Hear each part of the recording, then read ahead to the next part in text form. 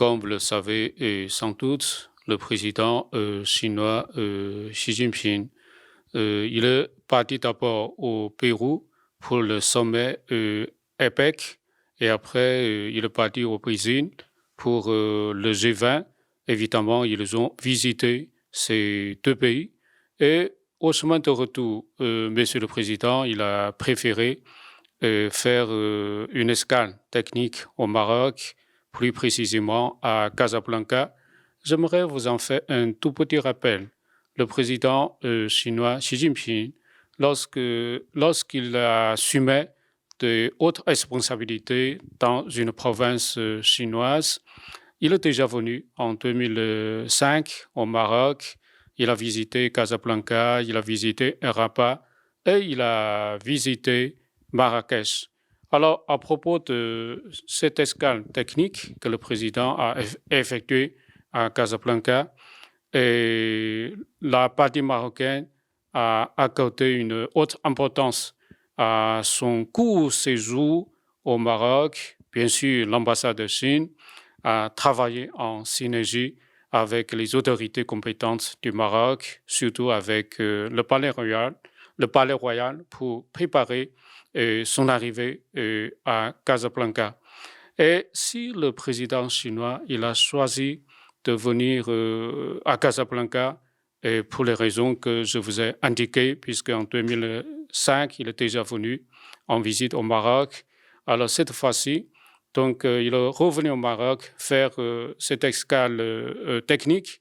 De sa part, je pense que c'est plutôt une occasion lui permettant de revoir le Maroc. Évidemment, il a constaté des grands changements spectaculaires qui se sont opérés au Maroc.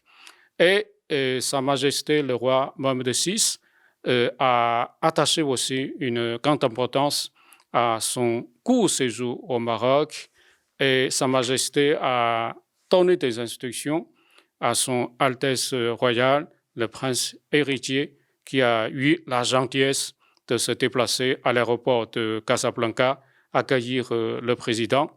Et le président chinois avec le prince héritier au pavillon royal, ils ont d'abord passé en revue l'ensemble de la coopération sino-marocaine et au niveau politique.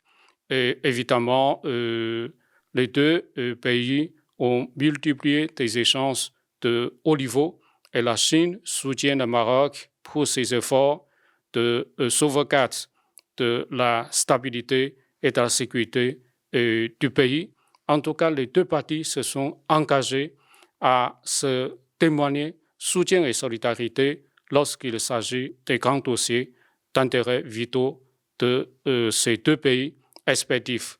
Et au plan culturel, le président et le prince héritier, ils ont réitéré leur volonté de multiplier des échanges culturels entre les deux pays.